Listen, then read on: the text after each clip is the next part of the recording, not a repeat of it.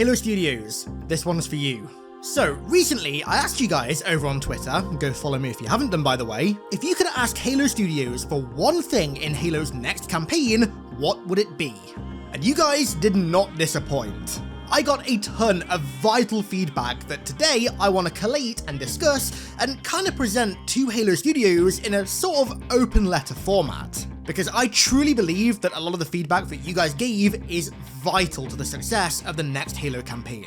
Now, I'm gonna get the most requested thing out of the way first because, frankly, it's just so painfully obvious. The Flood.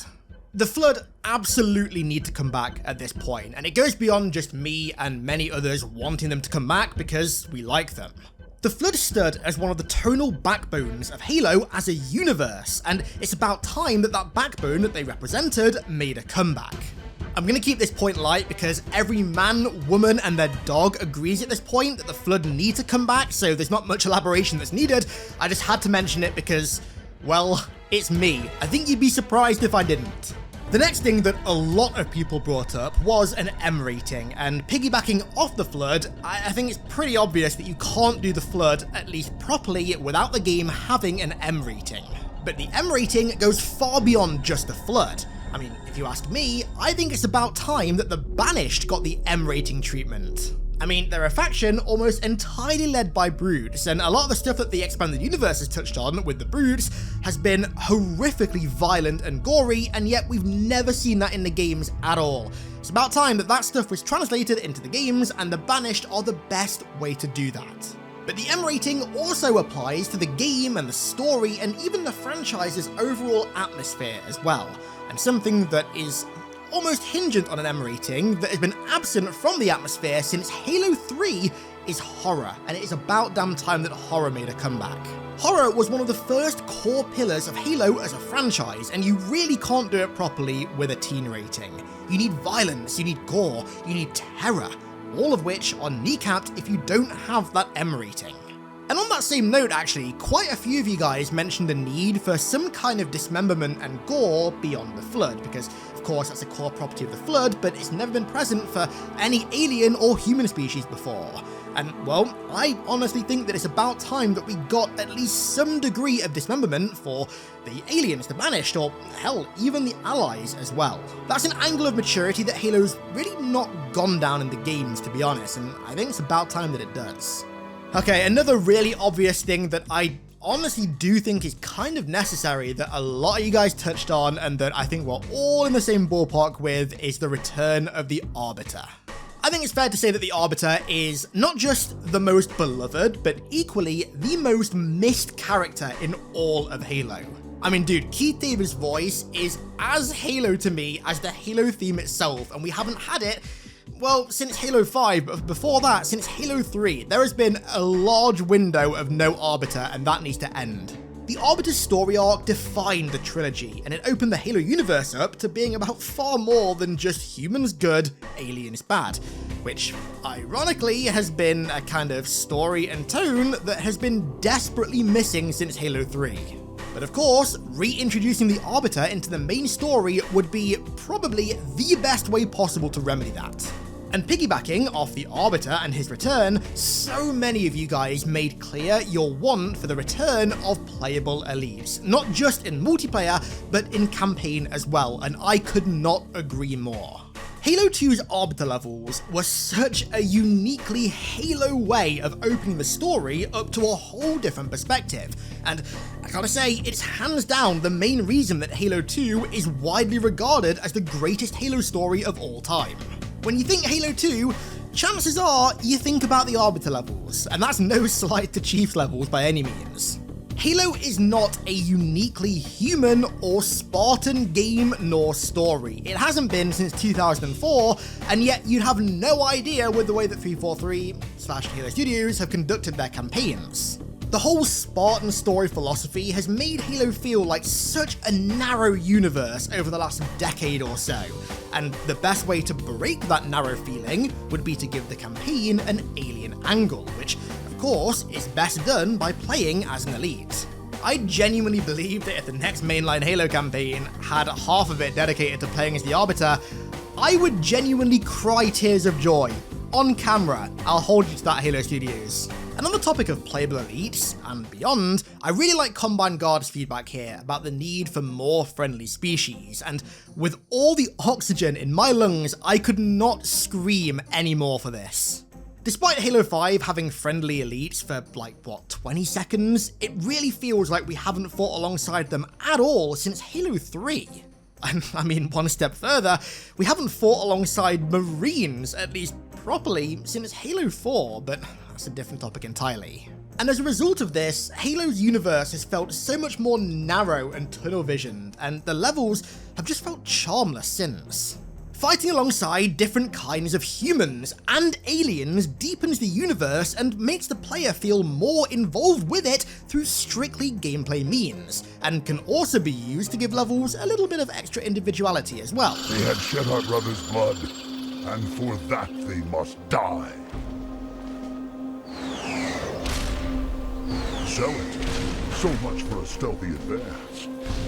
Ah, over so soon? Like, for example, everybody remembers Great Journey because it's the only time in the entire franchise that you get to fight alongside hunters. The Arbiter? I thought he was dead. Hold your fire. The hunters have come to our aid, Arbiter.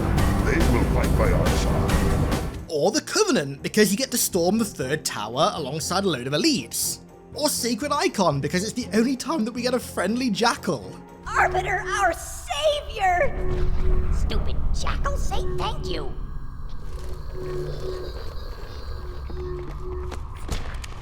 You guys get what I mean. Halo feels so sterile now that it doesn't have anything like this, and it is a long past time for it to come back.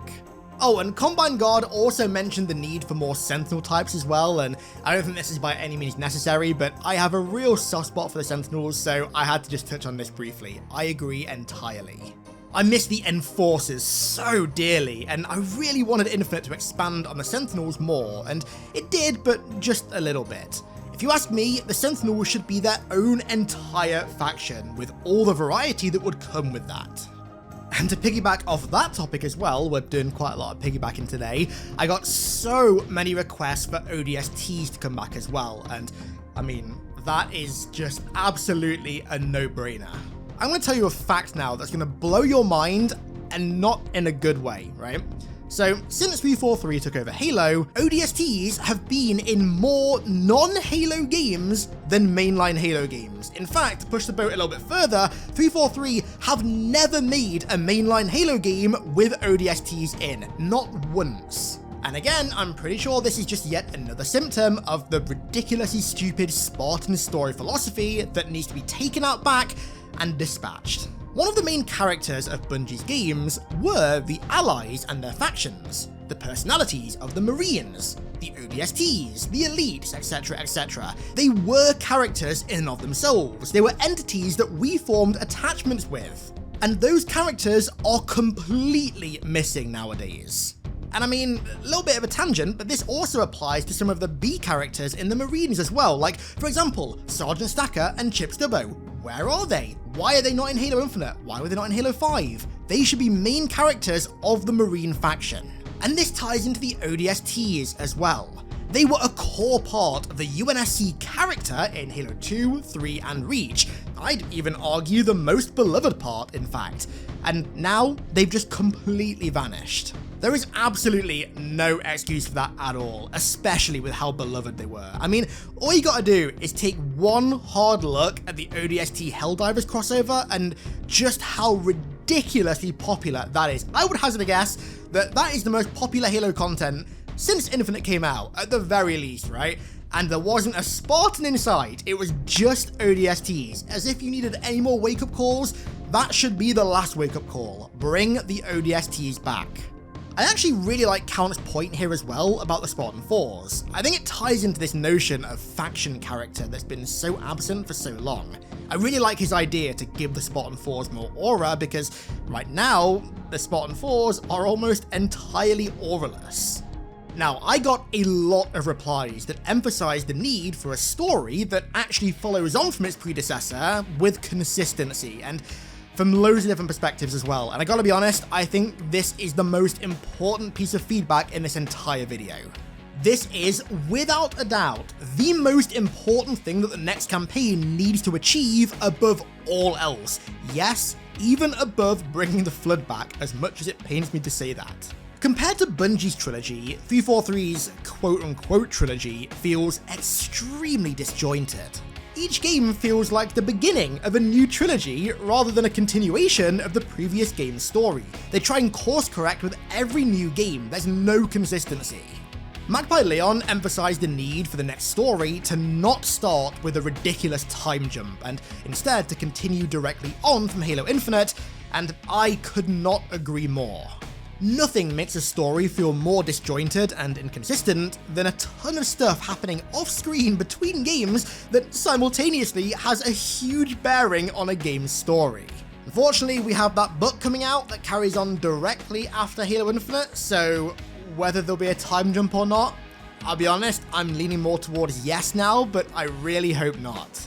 Brad brought up the need for a consistent villain across games, and even though Halo Infinite barely set this up, I am really hoping that Atriox ends up taking that form.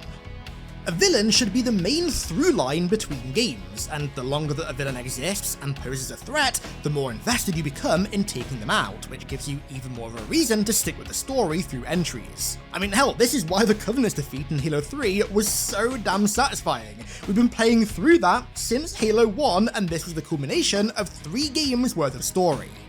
And speaking of taking the Covenant out, Hypersocket mentioned the need for the story to have resolution, and although I do agree, I want to elaborate on this briefly because it's not as cut and dry as just having resolution to story threads at the end of a story. You need to offer a satisfying enough conclusion to make players feel like the game actually progressed the overall story, but not an ending so absolute that it ties up everything and leaves no questions begging to be asked. And I gotta say, I think that this is something that 343 have historically struggled with. Halo 4's ending, for example, felt far too conclusive, whereas Halo 5's and Infinite's felt like they lacked any meaningful resolution and were just baiting for the next game. You need to strike a middle ground where players are left feeling satisfied that major events at the game started have been resolved, but that also sets up new story threads that keep people speculating and keep them invested in the wait between games. Overall though, making sure the next Halo campaign story feels inherently connected to Halo Infinite is an absolute must. We can't keep getting these woefully disconnected stories that never get any kind of direct continuation or satisfying closure. And Prometheus's point here about going to more locations on Zeta Halo kinda piggybacks off this, and it's equally as important. Zeta Halo is the single most significant setting for a Halo game since the Ark. It has the most ties to Halo's beloved deeper lore in the entire galaxy, but based on Halo Infinite, you'd have no idea that that was the case. Zeta Halo was criminally wasted in Halo Infinite, and so part of the next story, provided of course that it is still set on Zeta Halo, which it damn well better be, needs to bring the ring in-game more in line with how it is in the expanded universe. Right now, Zeta Halo in Infinite feels like an entirely separate entity to Zeta Halo in all of the books. There's this weird dissonance between the two versions of the same location that just makes everything feel kind of muddy. Areas like the Palace of Pain, the camps made by the Tadesa, Mendicant Bias's core, etc, etc. Things like these need to be present in-game next time, or you're just going to wind up having a game set in a location that feels nothing like what we've been led to believe it is. And again, to piggyback off... 25 mining, let's go. And again, to piggyback off of that, Joshua Gatt's point here about more Easter eggs that connect to the expanded universe is one of the greatest ways to go about exploring Zeta Halo's history in-game. I'd argue that some major locations on the ring from Primordium, for example, should be core locations for the story, but that's not the only way to include these POIs. If the next Halo campaign is open world still, or still has some open world elements to it, then hiding locations like the Palace of Pain or like Mendicant Bias's core off the beaten path for players to just randomly stumble across would be the absolute perfect way to do Zeta Halo in a game. Not gonna lie, I went crazy when I first found that Flood Silex, and for that to then be the only thing of its kind in the entirety of Infinite's campaign just ended up being so disappointing. Especially on Zeta Halo of all locations. You need to make this ring feel more like its true self, and this, I think, is one of the best ways to do that. Now, moving on to something a little bit different, Wasatch brought up the idea of just doing away with the one-take cutscenes, and I gotta say, for the most part, I do agree. The majority of Infinite's cutscenes do feel sourceless because they're all done in that one-take style, which is not a style of filmmaking that should be used en masse. Some of my favourite shots in the entirety of cinema are one-take shots. I mean, the 5-minute one-take tracking shot from True Detective Season 1 was quite literally the scene that made me realise that I wanted to be an actor when I was younger. That scene had a profound effect on me. But there's a significant difference between that style of one take and the style that Infinite did. I mean, for starters, this wasn't the only way that True Detective was shot, whereas with Halo Infinite, it was literally only shot through one-take cutscenes. And so even if all of Infinite's one-takes were amazing cutscenes, you'd still get fatigued by them because that's a really hyper-specific kind of shot that's just been repeated en masse, back to back to back to back. It's not the kind of shot that's meant to make up the bulk of a story. Secondly, that one take in True Detective excels because it's moving through the action. The world feels like it's acting independently of the camera. The camera has to react to the events transpiring in the world and not the other way round. Whereas in Infinite, the one takes are almost never action based, so the world kind of just grinds to a halt to allow the camera to move through it in a really weird and disjointing way. And most of the time, the subject of these one-take cutscenes is the exact same. It's just Chief and the weapon standing around talking, which is pretty uninteresting in isolation, but when you watch that exact same cutscene play out like 10, 12, 13 times, it becomes deathly boring. Don't get me wrong, I think that one-takes should absolutely return in Halo 7, but they need to be few and far between and saved exclusively for action sequences that just wouldn't be possible with gameplay. And ironically, I actually think that Infinite's intro cutscene was the only one in the entire game to do that and do it well. You need establishing shots, panning shots, etc, to give cinematic substance. Without them, Infinite's cutscenes just felt monotonous and repetitive. Now, John brought up proper stealth mechanics, and although I don't think by any means that this is a necessary thing in the next campaign, it is something that I've wanted to see Halo properly add for years now. So I grew up playing Metal Gear alongside Halo, and so going from sneaking around the big shell as Raiden taking out enemies quietly to playing Halo where I'm on a sniping mission where as soon as I shoot one bullet, every enemy on the map is alerted to me felt pretty jarring. I think the ability to approach encounters and neutralize enemies covertly without alerting the rest would add a whole new layer of replayability to any level with encounters that allowed for it. It'd also open up the possibility of some brand new set piece styles that we've never had in Halo before. Like, imagine a section where you literally had to stealth it or you'd almost certainly die. I feel the same about John's other suggestion as well, about some sandbox variants that would allow for gameplay like this. I mean, even just something as simple as a suppressed BR or like a suppressed sniper rifle, literally something that's already in the game, at least half, would work perfectly for this. This could open Halo's gameplay up to a whole new style that it's only ever half-heartedly tried to integrate in the past, and if you ask me, it is long overdue proper implementation. Now, another point that I got a lot of feedback about, that again is one of those things that everyone is in agreement about, but I'm mentioning it anyway, is increased biomes. Of course, Halo Infinite had one single biome, which given Halo's legacy of having extremely diverse biome variety, really sucked. Biome diversity has been a core part of Halo's DNA literally since day one. I mean, I'd even argue that a level's biome is a large part of its character and also its memorability. And so when every level looks the same, all that individuality and memorability is lost. Again, preaching to the converted this one. I'm sure even Halo Studios are in full agreement with it and are probably going to remedy it for the next game. But, you know, whilst we're on the topic, I actually just wanted to mention a few biomes that Halo has either only briefly had before or has never had before that I'd really like to see at some point in the future. I'd love to see marshes. I'd love to see dense, hostile-feeling jungles, kind of like the one in Halo 4. I'd love to see alpine mountain passes with extreme blizzards. And also, not quite the same, but I'd love to see some urban combat as well, in the style of Halo 2. Now, Newton brought up the idea of using multiplayer maps in campaign areas, and I'm so happy that he did, because I've wanted to talk about this idea for years.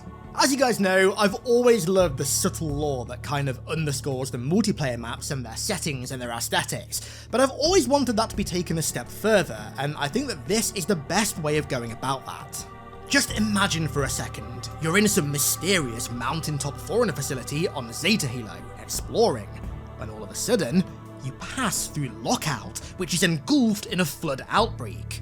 Or imagine you're raiding a banished ship, when all of a sudden, you fight through a room that's just banished midship.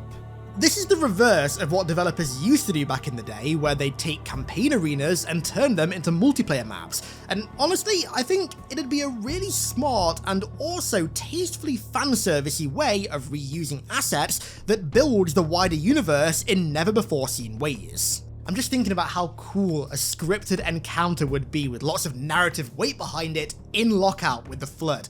Something like that, where something that we're really familiar with is reintegrated in a way that we've never seen it before, would just be such a cool way to re-experience that area.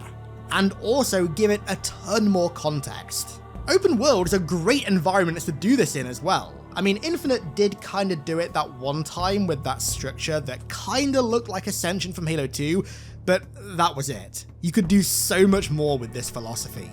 Bro, let me descend into cold storage and have a boss fight with a Flood Juggernaut. Please. Now, something that a lot of people gave for feedback, which I'm really not surprised about, is the need for both larger set pieces and more specifically scarabs to return. But I'm lumping both of those in together because I feel like set pieces in Halo and scarabs kind of go hand in hand a little bit. Halo's had various larger set pieces before. I mean, one of my favorite non-scarab ones was Ascending the Spire in Reach. That was so awesome. But I think it's undeniable that the best large set pieces have always revolved around the scarabs, which were hands down the gameplay highlight of Halo 3, which, you know, given how fun Halo 3's gameplay was, is quite the bit of praise. Now, I've played Halo 3's campaign probably thousands of times at this point, but thanks to the scarabs being entirely dynamic AI NPCs over just static entities like the Lich or the Kraken, I am still approaching their encounters in brand new ways, and frankly, it's criminal that with Infinite's open world, we didn't see their return. Especially the Banished Scarabs, because man, I genuinely think that Halo Wars 2's Banished Scarab might be my favorite scarab design overall. Seeing one of these bad boys eclipsing the sun as it climbs over a mountain in the distance, whew, dude, how did that not happen? These things are hands down the most fun encounters in the entire franchise. Easily the best vehicle encounter, if you ask me, and they need to return. That is a need, not a want, by the way. Another bit of feedback that I got a lot that also needs no elaboration or explanation is co-op. Launching a Halo game without co-op is a crime that should be punishable in The Hague, and it cannot happen again. This applies to both online co-op and also split-screen co-op as well. Both are equally as important to Halo's DNA, and neither can be missing again. And finally, another bit of feedback that I got a lot that I would say is not contentious, but not everyone agrees with it, is dual wielding. The return of dual wielding, of course. But I gotta say, I fully agree. People can argue balance all they want. At least as far as a campaign is concerned, dual wielding was a pure rule of cool feature, and I really feel like its absence since Reach has made the sandbox just feel so much more sterile and boring. The thing is, it's not just a badass feeling mechanic, it goes beyond that. It gives the illusion of the sandbox feeling so much bigger than it actually is because of the amount of possible weapon combinations. It's also really cool to see allies in particular, Elite's dual wielding in battle as well. It's one of those features that even if it was just for the campaign, I really do think should be brought back. When it comes to Halo, I'd say most of the time, not all the time, but most of the time, rule of cool is king, and dual wielding is absolutely one of the features that falls under the rule of cool umbrella.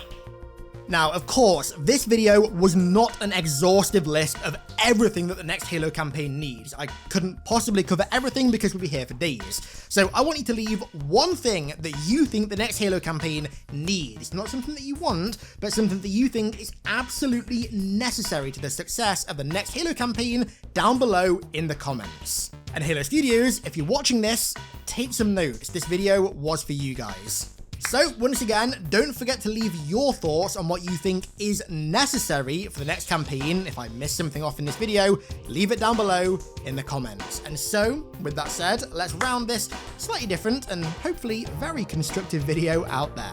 I want to give a huge thank you to all of my amazing patrons for the continued support over there as per usual. Thank you all so much, and thank you all so much for watching. I really do appreciate it. And I'll catch you all in the next one.